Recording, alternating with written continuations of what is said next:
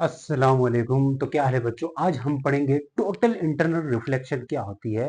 तो हम कोशिश करेंगे इस चैप्टर को जल्दी जल्दी खत्म करें कि टोटल इंटरनल रिफ्लेक्शन क्या है। ये हमारा ऑप्टिक्स का चौथा लेक्चर है। इससे पहले हम 4 लेक्चर अपलोड कर चुके हैं, उम्मीद है आप लोग देख के आ चुके होंगे। तो अब हम पढ़ेंगे टोटल इंटरनल रिफ्लेक्शन। तो सर इससे पहले हमने पढ़ रखा था रिफ्रैक्शन, तो यहाँ रिफ्लेक्शन कैसे आया? तो होता कुछ यूं है कि जब हम लाइट को रेयर से डेंसर भेजते हैं, ये बात याद रखें। जब अगर हम पहले दो कुछ बातें मैंने पहले पढ़ाते हुए बताया था कि क्या बात बताई थी कि अगर लाइट, कोई भी लाइट रे अगर मान के चले रेयर मीडियम से रेयर से डेंसर जाती है, सुनो जी, रेयर से डेंसर जाती है लाइट, तो तब हमने कहा था एंगल ऑफ इंसिडेंट बड़ा हो जाता है एंगल ऑफ रिफ्रैक्शन से। कैसे सर? हमें तो नहीं समझ आई। मान के चलो ये आपके पास इंसिडेंट, ये आपके पास रिफ्रैक्टिंग सरफेस है। अब इस सरफेस में मैं लाइट भेजता हूं यहां से, तो ये आपका नॉर्मल रहता है। अब नॉर्मल से अंदर की तरफ आएगी, तो आपने ये कहा था कि जो एंगल ऑफ रिफ्रैक्शन है वो यहाँ इतना छोटा सा बना है, एंगल ऑफ इंसिडेंट ये बना है। तो हमने कहा था रेयर से डेंसर जाने से, ये बाहर वाला रेयर है, अंदर वाला डेंसर है, तो रेयर से डेंसर जाने से एंगल ऑफ इंसिडेंट बड़ा हो जाता है एंगल ऑफ रिफ्रैक्शन से। ये हमने बात की थी, हाँ सर की थी। लेकिन दूसरी बात हमने ये भी पढ़ी थी कि अगर अब रेयर डेंसर क्या होता है, कि हम पिछली वाली वीडियोस में बात कर चुके हैं। तो यहाँ पे दूसरी बात हम ये करेंगे, अगर हम डेंसर से जा रहे हो रेयर में, डेंसर से रेयर मतलब मान के चले अंदर से बाहर जा रहे हैं, यानी कि ऐसा है कि यहाँ ये डेंसर मीडियम है, हाँ सर है, और ये रेयर मीडियम है, हाँ सर है। तो यहाँ जाने से क्या होगा, लाइट रे अगर ये भेज रहे हैं तो यहाँ पे होगा एंगल ऑफ इंसिडेंट, और यहाँ बाहर बनेगा एंगल ऑफ रिफ्रैक्शन। तो हमने ये कहा था कि नॉर्मल से दूर बेंड हो जाती है, और दूर बेंड होने के साथ साथ ये बाहर वाला एंगल बड़ा लगेगा आपको, ये अंदर वाला एंगल छोटा लगेगा। तो इसी बात को हम लिख सकते हैं, एंगल ऑफ रिफ्रैक्शन ज्यादा होता है एंगल ऑफ इंसिडेंस से। कब? जब डेंसर से रेयर में जाते हैं। तो कहानी यहीं से हम शुरू कर लेते हैं, यहीं से कहानी शुरू कर लेंगे कि टोटल इंटरनल रिफ्लेक्शन का प्रोसेस जो है वो भी इसी से रिलेटेड है कि लाइट का डेंसर से रेयर में जाना चाहिए। हाँ सर, ये कंडीशंस हम पढ़ेंगे आगे जाके, मिला करके पढ़ेंगे। लाइट डेंसर से रेयर में जाती है तो क्या होता है, नॉर्मल से दूर बेंड हो जाती है। हाँ दिखाई पड़ रही है, हाँ सर पड़ रही है। तो अगर कोई भी लाइट रे डेंसर से रेयर में जानी जरूरी है टोटल इंटरनल रिफ्लेक्शन होने के लिए। लेकिन टोटल इंटरनल रिफ्लेक्शन से पहले हम क्रिटिकल एंगल को समझते हैं। किसको समझेंगे? Critical angle. तो क्रिटिकल एंगल का ताल्लुक भी इसी से है कि डेंसर से रेयर में जानी चाहिए, हाँ सर जानी चाहिए। तो हमारा जो टारगेट है वो है क्रिटिकल एंगल। अल्लाह खांसी आ गई। क्रिटिकल एंगल का देखते हैं। तो आई क्रिटिकल एंगल क्या होता है इसका जरा तुम्हें शेयर कराता हूं। तो मैंने कहा था डेंसर से रेयर जानी चाहिए, लाइट कहां से जानी चाहिए? डेंसर से रेयर में जानी चाहिए। ये नॉर्मल है, हाँ सर है।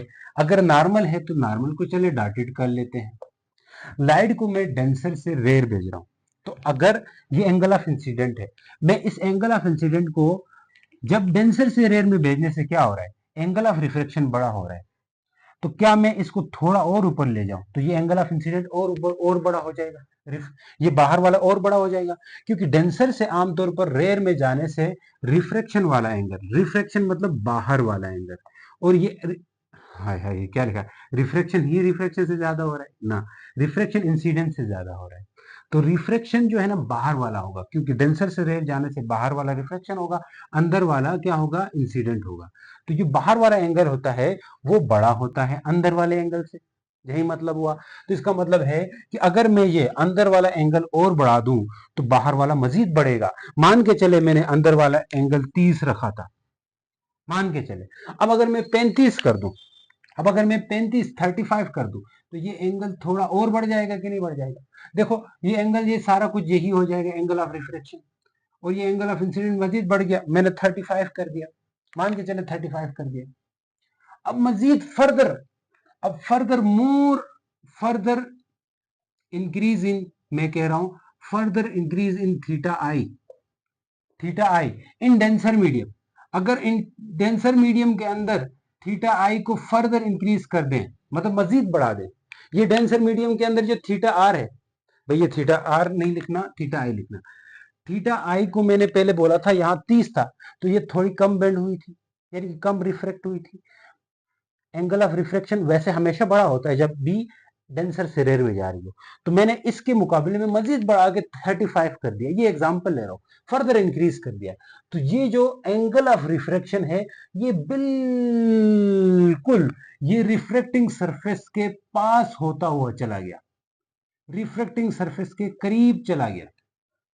अब अगर फर्दर इंक्रीज कर दूं तो एक वक्त ऐसा आएगा कि ये जो रिफ्रैक्टेड रे है, ये बाहर वाले रे को क्या बोलते हैं दोस्त, रिफ्रैक्टेड रे बोलते हैं। ये जो रिफ्रैक्टेड रे है, ये इंसिडेंट रे है, ये रिफ्लेक्टेड रे है। तो ये रिफ्लेक्टेड रे तब होगी जब वो उसी मीडियम में अंदर वापस आए।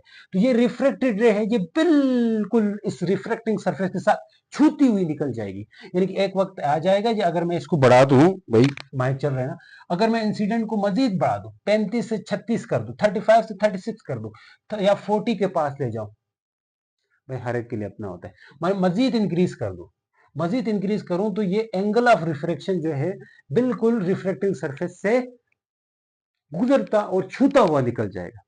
और इस छूते हुए निकल जाने के बाद ये जो नॉर्मल है इसके साथ एंगल भी इसका चेंज हो जाएगा। अब देखें, वही सिचुएशन है, वही सिचुएशन है, मैंने कह दिया इस एंगल ऑफ इंसिडेंट को मैंने मजीद बढ़ा दिया, मेरा भाई मजीद बनाने से ये इस तरह छूती हुई निकल गई। क्या क्या, जब एंगल ऑफ इंसिडेंट मजीद बढ़ा दिया, मान के चले मजीद बढ़ाने का मतलब है पहले इतना सारा रखा था, अब मैंने काफी सारा बना दिया, ये बड़ा बन गया उससे। अब ये एंगल ऑफ इंसिडेंट ये सारा है, तो उस वक्त एंगल ऑफ इंसिडेंट को एक अलग नाम देंगे, क्रिटिकल एंगल बुला लेंगे। है तो ये भी एंगल ऑफ इंसिडेंट है, अब भी एंगल ऑफ इंसिडेंट है, इधर मैंने बढ़ाया, ये भी एंगल ऑफ इंसिडेंट है। इस एंगल ऑफ इंसिडेंट पे बढ़ाने पे ये लाइट रेज रिफ्रैक्ट हुई थी, हाँ हुई थी, और रिफ्रैक्शन एंगल बड़ा होता था, हाँ होता था, वो तो किसी भी एंगल पे होता है। अब अगर मैं एंगल ऑफ इंसिडेंट को इससे ज्यादा कर दूं तो ये रिफ्लेक्टेड रे का एंगल बाहर वाला ये इससे भी ज्यादा हो गया, हाँ सर, इस पहले वाले केस से भी ज्यादा हो गया। अब अगर एक वक्त ऐसा आ गया कि एंगल ऑफ इंसिडेंट इतना कुछ हो गया कि उसके बाद ये बाहर रिफ्लेक्टेड रे ये रिफ्रैक्टिंग सरफेस को छूती हुई निकल गई, नीचे नहीं आ रही, अच्छा बिल्कुल छूती हुई निकल गई, छूती हुई निकल गई, और ये नॉर्मल के साथ 90 का एंगल बना के गई। एंगल का इसने कुछ स्पेशल काम कर दिया, बाकी तो रिफ्रेक्ट हो रही थी, ये बेंड हो रही थी, ये उससे ज्यादा बेंड हो रही थी, लेकिन ये इस केस के अंदर इसने बिल्कुल 90 का एंगल बना दिया नॉर्मल के साथ, नॉर्मल के साथ। तो इस एंगल पे जो 35 पे तो थोड़ा ज्यादा रिफ्लेक्ट हो रही थी, मान के लिए 35 से कुछ ज्यादा है, 38 है, ऐसा कुछ लगभग है, 38 था। तो ये एंगल ऑफ इंसिडेंट, वो एंगल ऑफ इंसिडेंट जिस पे नॉर्मल के साथ रिफ्लेक्टेड रे 90 का एंगल बना दे, वो होता है क्रिटिकल एंगल। और ये कहां पे होता है, डेंसर मीडियम में होता है। भाई मेरे ये डेंसर मीडियम है, मैं सुबह से बोल रहा हूं डेंसर मीडियम है, और ये है रेयर मीडियम है। तो ये एंगल डेंसर मीडियम के अंदर होगा और इसको एंगल ऑफ इंसिडेंट बुलाएंगे, लेकिन इसको एक खास नाम देके, इसको एक खास नाम देके इसको थीटा सी यानी कि क्रिटिकल एंगल बुला लेंगे। है तो ये क्या है तो ये एंगल ऑफ इंसिडेंट है, कहने को तो ये एंगल ऑफ इंसिडेंस ही है, लेकिन इसको एक खास नाम देके क्रिटिकल एंगल नाम दिया, इसको एक खास नाम देके क्रिटिकल एंगल नाम दिया। है तो ये क्या है, एंगल ऑफ इंसिडेंट है। जैसे मान ले क्लास के अंदर है तो आप सब स्टूडेंट ना, आप सभी तो स्टूडेंट है, लेकिन एक स्टूडेंट ऐसा होता है जिसके ऊपर जिम्मेदारियां ज्यादा लगा दी जाती है। उसका काम होता है क्लास को कंट्रोल करना, उसका काम होता है क्लास के अंदर चीजों को मैनेज करना, उसको प्रॉक्टर बुला लेते हैं या मॉनिटर बुला लेते हैं, उसको स्पेशल बना दिया गया। इसी तरह है तो ये भी एंगल ऑफ इंसिडेंट है, ये भी एंगल ऑफ इंसिडेंट, लेकिन इस बंदे ने कुछ खास काम किया, इस एंगल ने ये कुछ खास काम किया। ये 35 फिक्स में मैंने एग्जांपल लिए, बढ़ाता गया तो यही बात हुई। तो ये इस एंगल पे आके यानी इस एंगल ऑफ इंसिडेंट ने कुछ खास काम किया। क्या खास काम कर दिया, इसने नॉर्मल के साथ रिफ्रैक्टेड रे का 90 का एंगल बना दिया, रिफ्रैक्टेड रे का 90 का एंगल बनवा दिया, किसके साथ, नॉर्मल के साथ। तो उस एंगल को कहेंगे क्रिटिकल एंगल, इस एंगल को क्या नाम देंगे, क्रिटिकल एंगल। तो डेफिनेशन क्या होगी, द एंगल ऑफ इंसिडेंट, अब इसकी डेफिनेशन बड़ी जरूरी है, किसकी डेफिनेशन सर, क्रिटिकल एंगल की। क्या क्या क्या डेफिनेशन होगी, the angle of incident in denser medium. भाई क्रिटिकल एंगल कहां पे होता है, डेंसर मीडियम में होता है, और ये एंगल ऑफ इंसिडेंट ही का एंगल ऑफ इंसिडेंट ही होता है, लेकिन इसका कुछ स्पेशल काम होता है कि इसने लाइट के साथ लाइट को जो है ना, सुनो सुनो, लाइट को रिफ्लेक्टेड रे को 90 के एंगल से बेंड करवाना चाहते हैं, बेंड करवाएगा, ठीक है, 90 के एंगल से बेंड करवाएगा, इसलिए इसको एक स्पेशल नाम दिया गया क्रिटिकल एंगल। लेकिन ये होता डेंसर मीडियम के होता है। The angle of incident in a denser medium, ये एक ऐसा एंगल ऑफ इंसिडेंट होता है डेंसर मीडियम के अंदर जो जो जो क्या कर देता है, जो हमेशा ऐसा एंगल ऑफ इंसिडेंट होता है डेंसर मीडियम के अंदर जिसके लिए जो रिफ्लेक्टेड रे है वो 90 का एंगल बना देती है नॉर्मल के साथ। ऐसा angle of incident denser medium के अंदर जिसकी वजह से रिफ्रेक्टेड रे नॉर्मल के साथ 90 का एंगल बना दे, तो उस एंगल ऑफ इंसिडेंट को हम क्या बुलाएंगे मेरे दोस्त, उस एंगल ऑफ इंसिडेंट को हम बुला लेंगे क्रिटिकल एंगल। क्या बुला लेंगे? क्रिटिकल एंगल बुला लेंगे। समझ रहे हो? तो हम बोल सकते हैं the angle of incident, the angle of incidence, सुनो, the angle of incidence in denser medium, the angle of incidence in denser medium for which the refracted ray makes angle of 90 degree with normal is known as critical angle. इसको हम क्या बोलते हैं? Critical angle. इसको represent किया जाता है मेरे भाई थीटा सी से। ये याद रखने की चीज है। किससे रिप्रेजेंट किया जाएगा? थीटा सी से। तो इसको हम क्या नाम देते हैं मेरे दोस्त, मेरे भाई, मेरे छोटे छोटे नन्हे मुन्ने बच्चों? क्या मुसीबत है? समझ आ रही है क्या? हाँ सर, एकदम आ रही है। चलो आगे चलते हैं, आगे चलते हैं। अब मैंने यहां तक बात आप लोगों को अच्छे से क्लियर करवा दी कि क्रिटिकल एंगल क्या होता है। अब इसके बाद की कहानी अभी बता रहा हूं, लेकिन इसकी बाद की कहानी कुछ यूं है कि क्रिटिकल एंगल के एक इंसिडेंट एंगल होता है। क्रिटिकल एंगल एक एंगल ऑफ इंसिडेंट होता है, लेकिन मैंने ये 38 रख दिया था। अगर मैं इसको 38 से ज्यादा कर दूं तो ये बढ़ जाएगा। क्या ये क्रिटिकल एंगल हमेशा हर मीडियम के लिए एक होता है? देखें, या ये मान के चले, अब हर मीडियम के अलग होता है, क्रिटिकल एंगल हर मीडियम का अलग होता है, हम निकाल के भी बताएंगे। जैसे मान के चले, एग्जाम्पल देखो, एग्जाम्पल देखो बच्चों, समझ आएगी इसके बाद। अब हर मीडियम के क्रिटिकल एंगल एक जैसा नहीं होता। जैसे मान के चलो, मैंने कह दिया यहां ये डेंसर मीडियम से रेयर में जाना जरूरी है क्या? हाँ जरूरी है। ये एयर है, तो पानी से जा रही है हवा में, पानी से हवा में जा रही है तो पानी डेंसर हुआ? हाँ सर हुआ। पानी से जा रही है हवा में, और पानी का ये एंगल है एंगल ऑफ इंसिडेंट, और इस एंगल पे लाइट बिल्कुल सीधी हो चुकी है, नॉर्मल के साथ 90 का एंगल बना रही है। किसके केस में? पानी से हवा जाने के केस में। हाँ सर बना रही है। तो इसका मतलब है, तो क्या इस एंगल को हम क्रिटिकल एंगल कह सकते हैं? हाँ कह सकते हैं, क्योंकि पानी से हवा में जाने के बाद इसने 90 पे कर दिया है, रिफ्रैक्टेड रे को 90 से बेंड करवा दिया है। जैसे यहाँ पे 38 डिग्री एंगल पे 90 पे बेंड करवा दिया, तो हमने बोल दिया ये क्रिटिकल एंगल है। तो मान के चले अब पानी से हवा में जा रही है, तो पानी से हवा में जाने के वक्त मान के चले हमारे पास 48 डिग्री पे, कुछ 48 डिग्री पे, अब ये कैलकुलेट हम कर सकते हैं, 48 डिग्री पे इसने बेंड करवा दिया। किससे? 90 के एंगल से। अब यही चीज हम इसके लिए भी कर सकते हैं। तो इसका मतलब है ये पानी का क्रिटिकल एंगल हुआ, क्योंकि पानी के अंदर लाइट ने, मान के चलो, बात सुनो, मान के चलो पानी के अंदर जब एंगल ऑफ इंसिडेंट 48 हुआ, तो इसने रिफ्रेक्टेड रे को 90 से बेंड करवा दिया। अब अलग मीडियम के अलग हो सकता है। मान के चले यहाँ पे ग्लास है, ग्लास है, और यहाँ पे क्या है जी, दूसरा जो है एयर है, शीशा। ग्लास से कहां जा रही है? हवा में जा रही है। तो मान के चले ये एंगल ऑफ इंसिडेंट है, और इसने ऐसा करवा दिया लाइट को। अब यहाँ पे जो एंगल ऑफ इंसिडेंट है उसी को क्रिटिकल एंगल बोलेंगे। क्यों बोलेंगे? क्योंकि इसने 90 से कर दिया लाइट को, नॉर्मल के साथ 90 का एंगल बनवा दिया। हाँ सर बनवा दिया। तो इसका मतलब ये है कि मान के चले ये यहाँ पे इसने कितने एंगल में करवा दिया? अब 48 पे करवा दिया। मर्जी भाई, मान के चले ये इसमें कुछ किसी और 45 पे कर दिया, 45 डिग्री पे करवा दिया पानी गिलास के अंदर। इसको कैलकुलेट करके अपनी वैल्यू भी हम निकाल सकते हैं। अभी के लिए मैं जनरल ले रहा हूं। ये 48 पे मान के चले 48 डिग्री पे इसने 90 से बेंड करवा दिया, तो मतलब इसका पानी का क्रिटिकल एंगल 48 हुआ।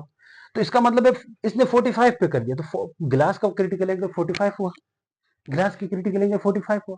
तो सर आप ये कहना चाहते हैं कि जिस एंगल पे किसी भी मीडियम से दूसरे मीडियम में जाने के बाद वो मीडियम जिस एंगल पे लाइट को 90 से कर देगा, 90 से बेंड करवा देगा, उस मीडियम के अंदर उस एंगल को क्रिटिकल एंगल कहेंगे। हाँ मैं कहूंगा बिल्कुल, क्योंकि इस पानी वाटर मीडियम है, इस मीडियम से बाहर जाने पर तो इसने 90 से कर दिया 48 पे, तो इसका मतलब है ये इसका क्या हुआ, क्रिटिकल एंगल हुआ। इसका मतलब इधर 45 जब हमने रखा गिलास से लाइट को 45 पे रख दिया, तो 45 के बाद ये बिल्कुल रिफ्लेक्टिंग सरफेस के बिल्कुल 90 पे होगी, नॉर्मल के साथ 90 होगी, तो इसका मतलब ये यहाँ का क्रिटिकल एंगल हुआ। हाँ हुआ। तो अब अगर लाइट को हम इस एंगल से भी मजीद बढ़ा दें, मजीद बढ़ा दें, मजीद बढ़ाने का मतलब सर, मजीद बढ़ाने का मतलब ये कि लाइट को हम 45 यहाँ इस वाटर के केस में, ये वाटर था, ये बाहर एयर है, तो मैंने कहा वाटर के केस में आप इस एंगल को 48 से ज्यादा कर दो, तो ये लाइट ऐसी सीधी नहीं जाएगी, वापस अंदर आएगी। ये तो अजीब सी बात है। हाँ, यानी सेकंड मीडियम में नहीं जाएगी। This is the second medium basically, हवा सेकंड मीडियम है, ये सेकंड मीडियम है, तो मेरे दोस्त सेकंड मीडियम में नहीं जाएगी, या ना सीधी हो जाएगी ना रिफ्लेक्ट हो जाएगी, बल्कि उसी मीडियम के अंदर आएगी। कब आएगी कि अब ये एंगल 48 पे बिल्कुल 90 हो रही थी, तो अब ये एंगल ऑफ इंसिडेंट जो है वो क्रिटिकल एंगल जो है उससे भी ज्यादा हो चुका है। एंगल ऑफ इंसिडेंट जो है वो क्रिटिकल एंगल से भी ज्यादा हो चुका है, क्योंकि पहले एंगल ऑफ इंसिडेंट क्या हो चुका था, 90 48 यानी क्रिटिकल एंगल के बराबर हुआ था, यानी 48 हुआ था, तो मतलब ये है कि ये 48 से भी ग्रेटर हो गया, थीटा आई जो है ना वो 48 से भी ग्रेटर हो गया, 48 से भी ज्यादा हो गया, यानी angle of incident critical angle से ज्यादा हुआ अगर इन जनरल कहें तो। मतलब मैं 48 से भी ज्यादा, ये कि मान के चले यहाँ पे ये 48 था, 50 हो गया। 50 पे होने के बाद ये जो लाइट है ये अंदर आएगी, रिफ्लेक्ट बैक होगी उसी मीडियम के अंदर, पानी के अंदर वापस आ जाएगी। हाँ सर आ जाएगी। तो इसका मतलब ये है कि ये 50 पे पानी के अंदर आई, क्या मतलब 50 के अलावा भी आप मान लें 48 से 49 करते तब भी आ जाती। हाँ सर, अब देखें इसका मतलब है कि यहाँ पे मुझे सर, इसका मतलब है ये दो ज्यादा करने से हुई या एक ज्यादा करने से, मान ले 49 पे हुई, एक ज्यादा करने से अंदर आ गई, तो इसका मतलब है इसमें भी एक ज्यादा करो, क्योंकि इस गिलास में 45 रखा तो तब ये 90 हुई थी, तो इसका मतलब 45 से एक ज्यादा कर दें, एक ज्यादा मतलब 46 कर लेंगे। अगर मैं 46 कर लेता हूं तो फिर ये अंदर आ जाएगी वापस, फिर ये रिफ्रैक्शन होना खत्म कर देगी, रिफ्लेक्ट होगी, वापस अंदर आएगी। कि अगर ये 49 का है तो ये भी 49 का होगा, तो अगर ये 46 का है तो मेरा दोस्त ये भी 46 का होगा। फिर लॉ ऑफ रिफ्लेक्शन होगा, रिफ्रैक्शन खत्म हो जाएगा, रिफ्रैक्शन खत्म हो जाएगा और ये वापस उसी मीडियम में आएगी। क्यों आएगी, सेकंड मीडियम में नहीं जाएगी बल्कि सेम उसी मीडियम में आएगी, तो उसे हम क्या कहते हैं, टोटल इंटरनल रिफ्लेक्शन। मैंने टोटल इंटरनल रिफ्लेक्शन के पढ़ाने से पहले आपको ये समझा दिया, पढ़ाने से पहले मैंने आपको ये चीज समझा दिया, टोटल इंटरनल रिफ्लेक्शन को पढ़ाने से पहले ही मैंने आपको ये चीज समझा दी। समझ रहे हो कि नहीं, वापस उसी मीडियम में आ गई तो मैं कह दूंगा यहाँ पे क्या हो रहा है, टोटल इंटरनल रिफ्लेक्शन हो रहा है मेरा भाई, क्या हो रहा है, टोटल इंटरनल रिफ्लेक्शन हो रहा है। तो इसकी डेफिनेशन बना दो जरा, डेफिनेशन बना दो। ठीक है, when a angle of incident is greater than critical angle, भाई क्रिटिकल पे तो मैं बिल्कुल छू के निकलती थी, रिफ्लेक्टिंग सरफेस के छू के निकलती थी। अब जब क्या हुई कि हमने क्रिटिकल एंगल से भी ज्यादा कर दिया, हाँ, एंगल ऑफ इंसिडेंट को क्रिटिकल एंगल से भी ज्यादा कर दिया, एंगल ऑफ इंसिडेंट को क्रिटिकल एंगल से ज्यादा करने के बाद light does not go into second medium, light रे does not go into second medium, light रे सेकंड मीडियम में नहीं जाएगी बल्कि reflect back into same medium. This phenomena is called total internal reflection. भाई मोस्ट इंपॉर्टेंट है board point of view के लिए ये टॉपिक। चलो सर मिटा दें इसको, मिटा दो इसको। हाँ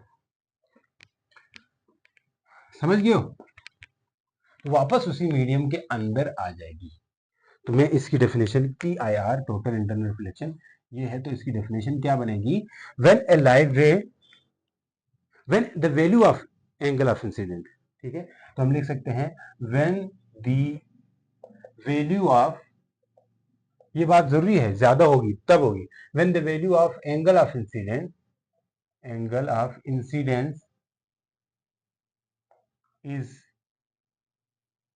greater than when the value of angle of incidence is greater than critical angle, then light ray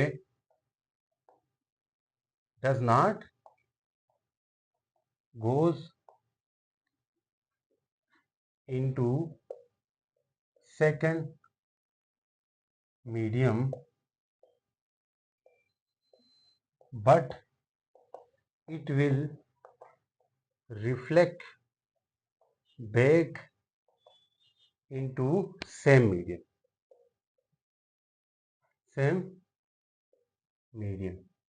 हम लिख सकते हैं दिस फिनोमिना, इसको क्या कहेंगे, TIR, भाई short form total internal reflection बोलेंगे। इसको क्या बोलेंगे, TIR यानी टोटल इंटरनल रिफ्लेक्शन का नाम देंगे। इसी को क्या नाम देंगे, टोटल इंटरनल रिफ्लेक्शन। दूसरे मीडियम में नहीं जाएगी, वापस उसी मीडियम में आएगी। भाई ये लिखने की जरूरत नहीं, आपको समझाया था। इसके आगे आप एक डायग्राम बना लो, कोई सी डायग्राम, ये लिखने की जरूरत नहीं, जस्ट आपको समझाने के लिए मिल रहा था। ठीक है, ये पीछे पीछे कहानी लिखनी थी। ठीक है, तो इसको क्या कहेंगे, टोटल इंटरनल रिफ्लेक्शन। मैं इसीलिए जोर दे रहा था कि टोटल इंटरनल रिफ्लेक्शन इसे कहेंगे। तो मान के चले ये हमारे पास क्या है जी, नॉर्मल है और ये रिफ्लेक्टिंग सरफेस है। मैंने एंगल ऑफ इंसिडेंस को इतना ज्यादा किया कि ये लाइट बाहर जाने के बजाय अंदर वापस आ गई, तो मेरा ये एंगल ऑफ इंसिडेंट हुआ और ये एंगल ऑफ रिफ्लेक्शन हुआ। अब एंगल ऑफ रिफ्लेक्शन, तो इसी को हम कहेंगे रिफ्लेक्ट बैक होगी सेम मीडियम के अंदर, बाहर जाने के बजाय वापस अंदर आ जाएगी। तो इसको हम क्या कहेंगे, इसको कहेंगे total internal reflection. Total internal reflection. अब necessary conditions for total internal reflection, भाई नेसेसरी कंडीशंस क्या है, नेसेसरी, नेसेसरी की स्पेलिंग चेक करें, necessary conditions for TIR, TIR की कंडीशंस क्या है, टोटल इंटरनल रिफ्लेक्शन। ये अपने आप में एक शॉर्ट क्वेश्चन पुराने पेपर्स में पूछा गया है, what are the condition of total internal reflection. तो इसको बहुत इंपॉर्टेंस देनी है आपने कि क्या कंडीशन है। भाई दो कंडीशन है, एक कंडीशन लाइट को डेंसर से रेयर में जानी चाहिए, हाँ लाइट डेंसर से रेयर में जाती हो फिर होगा। एक लाइट एंगल ऑफ इंसिडेंट ज्यादा होना चाहिए क्रिटिकल एंगल से। ये दो बातें अभी हमने की है, इन्हीं को हम यहाँ पे लिख लेते हैं कि लाइट देखे डेंसर से रेयर में जाएगी तभी होगा, क्योंकि अगर रेयर से डेंसर भेजने की कोशिश करो तो वो तो होगी नहीं। देखो कैसे नहीं होगी, मान के चले रेयर से डेंसर वो भेजोगे, ऐसे भेजोगे तो ये अंदर जाएगी, फिर मजीद सीधी भेजोगे तो सीधी घुसेगी, क्योंकि सीधी भेजोगे तो सीधी ही जाएगी ना। अब भाई ये सीधी भेजो तो सीधी क्यों जाती है, मैं ये वन शॉट के अंदर डिस्कस करूंगा आपका। ठीक है, तो स्नेल लॉ के अकॉर्डिंग सीधी ही जाती है, क्योंकि एंगल ऑफ इंसिडेंट क्या है, जीरो है, तो एंगल ऑफ रिफ्लेक्शन भी जीरो निकलेगा अगर आप इसके ऊपर स्नेल लॉ लगाते हो। समझ गए, हाँ सर। तो इसलिए इसमें पॉसिबल नहीं है रेयर से डेंसर में जाए, डेंसर से रेयर में जानी चाहिए। इसलिए हम कहते हैं कि इसकी पहली कंडीशन है light must be pass from denser to rare medium. क्या बोलेंगे, डेंसर टू रेयर मीडियम, ये बात जरूरी है, समझो इस बात को। दूसरी बात क्या लिख सकते हैं, द एंगल ऑफ इंसिडेंट, जहां एंगल ऑफ इंसिडेंट है वो क्रिटिकल एंगल से ज्यादा होना चाहिए। The angle of incidence must be greater than critical angle. ये चीज होगी तो होगा आपके पास रिफ्लेक्शन, TIR होगा, टोटल इंटरनल रिफ्लेक्शन होगा। एक इंपॉर्टेंट नोट है वो आप लिख लें, नोट्स के नीचे इंपॉर्टेंट बात है वो इसी बात के नीचे लिख दें। अगर एंगल ऑफ इंसिडेंट को क्रिटिकल एंगल से छोटा रखते हैं, देखे क्रिटिकल एंगल था 90 का, बेंड होगी लाइट। अगर एंगल ऑफ इंसिडेंट को मैं कितना रखता हूं, सोचो क्रिटिकल एंगल से छोटा रखता हूं तो क्या होता है, तो क्या होता है, देखे एंगल ऑफ इंसिडेंट को कितना रखता हूं, क्रिटिकल एंगल से छोटा रखता हूं, कौन है एंगल ऑफ इंसिडेंस से क्रिटिकल एंगल से छोटा रखता हूँ, मतलब ये रखा तो ये टुवर्ड्स नॉर्मल होती थी, बिल्कुल मतलब उस तरह नहीं होती थी। किस तरह नहीं होती थी, यानी कि रिफ्लेक्ट नहीं होती थी, रिफ्लेक्ट होती थी बल्कि अंदर नहीं आती थी। क्या नहीं हो रही थी, अंदर नहीं आ रही थी। तो इसी चीज को बोलते हैं कि लाइट रिफ्लेक्ट नहीं हो रही है। सुनो, लाइट इस केस में जब यहाँ पे क्या था, एंगल ऑफ इंसिडेंट जो है वो छोटा था क्रिटिकल एंगल से। अगर ये मान ले कुछ 48 या 45 हो जाता तो ये बिल्कुल सीधी जा रही होती, तो ये सीधी जा रही होती। क्योंकि इससे कम है तो ये रिफ्रेक्शन हो रहा है, तो इसलिए मैं कह सकता हूं if theta I less then theta C, theta C मतलब क्रिटिकल एंगल से छोटा हो एंगल ऑफ इंसिडेंट, तब तो रिफ्रेक्शन होगी। याद रखना, क्रिटिकल एंगल से कम होता तो तब तक रिफ्रेक्शन होती, जैसे यहां कम है, क्योंकि जो ही मैं इसको क्रिटिकल एंगल जितना कर दूं, क्योंकि हर मीडियम का क्रिटिकल एंगल अलग होता है, जैसे यहाँ गिलास के लिए 45 था, इसके लिए 48 है। तो अगर मैं जो ही क्रिटिकल एंगल से कम रखूंगा, मतलब 45 से कम, मतलब 44 रखूं, 40 रखूं, तब तो ये इस तरह से रिफ्लेक्ट होता रहेगा। जो ही मैं 45 कर दूंगा तब तो ये 90 का हो जाएगा। इसी तरह वाटर के लिए जो ही मैं 48 कर दूंगा तब तो ये 90 का हो जाएगा। हाँ सर, हो जाएगा। तो इसका मतलब ये है, ये अपने से एग्जांपल ली थी, अच्छा माइंड ना करना, अपने से एग्जाम, इसका अपना अपना एंगल होता है। तो मैंने कह दिया कि यहाँ पे ये क्या हो रहा है जी, रिफ्रैक्शन होगा जब भी एंगल ऑफ इंसिडेंट छोटा हो जाए एंगल ऑफ क्रिटिकल एंगल से। तो इसका मतलब दूसरा पॉइंट ये रख सकते हैं कि अगर एंगल ऑफ इंसिडेंट ज्यादा हो जाए क्रिटिकल एंगल से, एंगल ऑफ इंसिडेंट ज्यादा हो जाए क्रिटिकल एंगल से, एंगल ऑफ इंसिडेंट ज्यादा हो जाए क्रिटिकल एंगल से, मतलब क्या है कि एंगल ऑफ इंसिडेंट ज्यादा हो जाए क्रिटिकल एंगल से, मतलब क्या है सर, बराबर हो जाए। सोचो, बराबर हो जाए, बराबर होगा तो क्या होगा, बराबर होगा तो 90 के एंगल। भाई 90 का होने के लिए इसको एक नाम दिया जाता है ग्रेजिंग इमरजेंस, पास बुक्स देती है, मैं वो लिखूंगा। तो क्या होता है फिर, ग्रेजिंग इमरजेंस हो जाती है, ग्रेजिंग इमरजेंस, ये लिख लोगे। या लिख सकते हो light will refract with 90 angle, light will reflect 90 degree with normal, ये भी लिख सकते हो। Light reflect 90 degree with normal, ये बात भी लिख सकते हैं। तीसरी बात, अगर angle of incident critical angle से भी ज्यादा हो जाए तब होता है TIR, टोटल इंटरनल रिफ्लेक्शन हो जाएगा। क्या हो जाएगा, टोटल इंटरनल रिफ्लेक्शन होगा। ये तीन बातें मेरे दोस्त अच्छे से गांठ बांध के, डब्बा बना के, इंपॉर्टेंट नोट लिख के उधर आपने याद करना है। समझ गए हो? अब एक इंपॉर्टेंट रिलेशन मैं आपको करवाने जा रहा हूं। किसके बीच का रिलेशन सर, कि क्रिटिकल एंगल और रिफ्रैक्टिव इंडेक्स के बीच का रिलेशन, क्रिटिकल एंगल और रिफ्रैक्टिव इंडेक्स का बीच का रिलेशन। तो ये आप अपने तौर पे नोट कर लीजिए, अपने तौर पे हेडिंग दीजिए। आपकी बुक में डेरिवेशन की हेडिंग दीजिए इसको, डेरिवेशन। तो वो एक फार्मूला हम ड्राइव करेंगे कि इसको हम एक अलग हेडिंग या डेरिवेशन की दे सकते हैं, या relationship between critical angle and refractive index. तो रिलेशन बिटवीन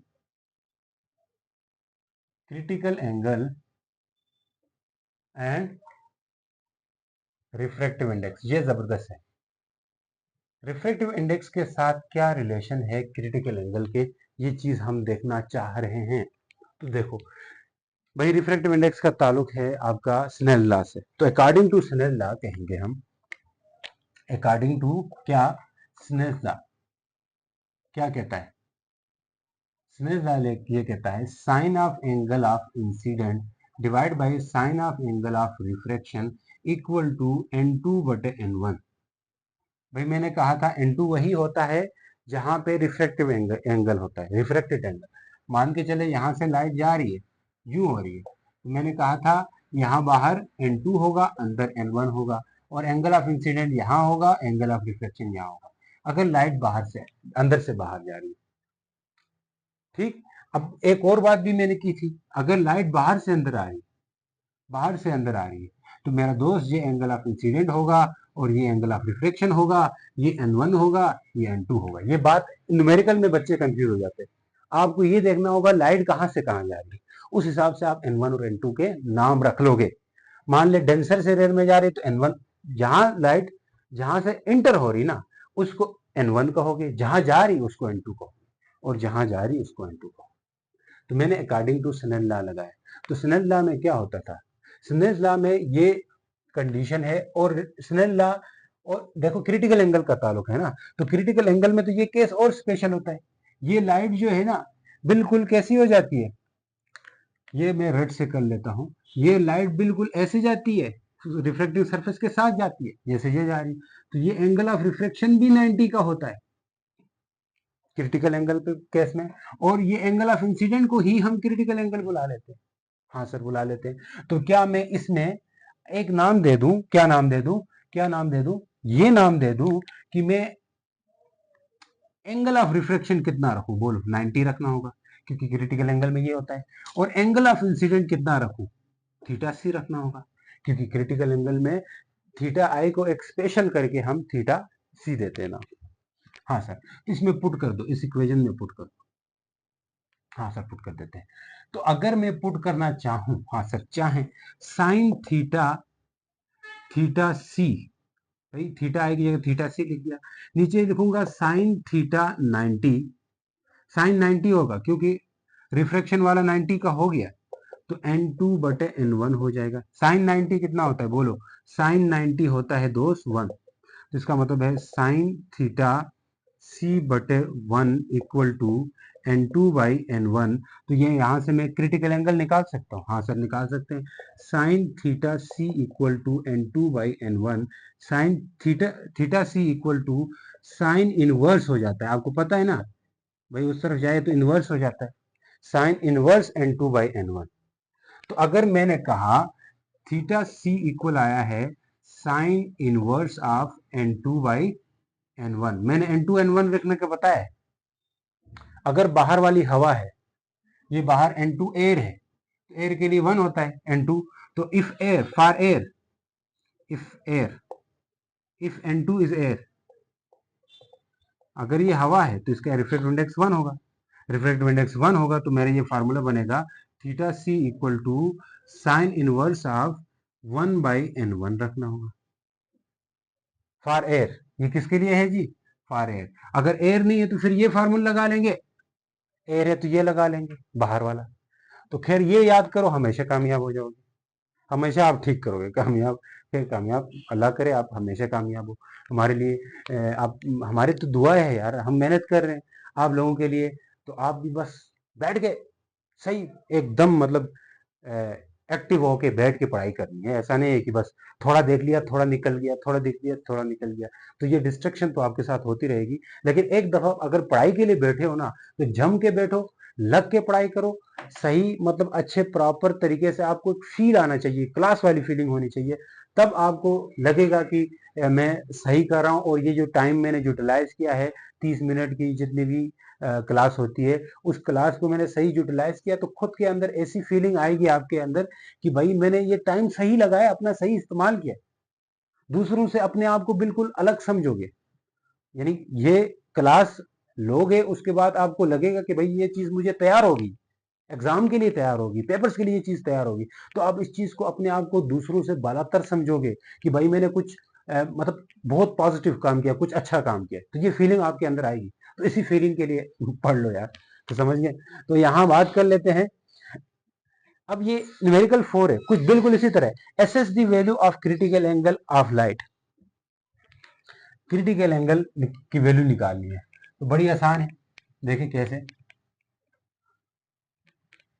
क्रिटिकल एंगल की वैल्यू निकाली, एसएस मतलब देखें, assess the value of critical angle if light travel from medium of refractive index, medium of refractive 1.63, मतलब जा रही है 1.63, जिधर से जा रही है उसको मैंने कहा था N1 नाम दे दो, into a medium of refractive index, दूसरे मीडियम में जा रही है जिसका रिफ्रैक्टिव इंडेक्स N2 रखा हमने 1.35, देखो दूसरे वाली की कम है, तो हमेशा ज्यादा से कम जानी चाहिए, तो ज्यादा से कम ही जा रही है। तो आपसे पूछा है कि थीटा सी बताओ, थीटा सी बताओ, तो बड़ा आसान है, तो ये मैंने कहा था ये फार्मूला लगाने हैं, तो theta C equal to sine inverse of N2 बटे N1 है, हाँ सर, तो theta C equal to sine inverse of N2 क्या है 1.35 बटे 1.63, भाई अब कैलकू करो जी। हो कैलकुलेटर कैलकुलेटर आ जाना इधर, आ जा आ जा आ जा। देखो 1.35 डिवाइड बाय क्या करोगे 1.63 किल 0.82, तो theta C equal to sine inverse of 0.82 हो गया। भाई शिफ्ट करके दबाओ, किस पे दबाएं जी, साइन पे। शिफ्ट करके साइन पे लिखेंगे 0.82 कर देंगे, तो ये एंगल 55 आ गया। मुझे नहीं पता कौन सा मीडियम है, लेकिन 55 एंगल इसका क्रिटिकल एंगल है। 55 एंगल क्रिटिकल एंगल है, तो अगर मैं यूं ही 55 से ज्यादा करने लगूंगा, 55.8 है।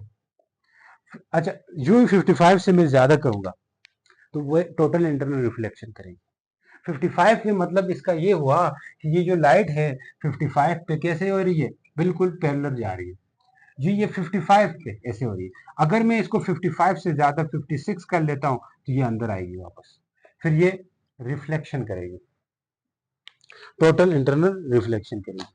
तो दोस्तों, बच्चों, शुक्रिया आप लोगों का, ये आखिर तक देख रहे हो, तो अपने आप को भी आप मतलब कहो कि मैंने अच्छा किया। ठीक है, मतलब पूरा देखने का मतलब ये है कि आपने अच्छा टाइम यूटिलाइज किया है। तो मिलते हैं नेक्स्ट लेक्चर के अंदर, तब तक के लिए गुड बाय, अल्लाह हाफिज, अपना ख्याल रखें।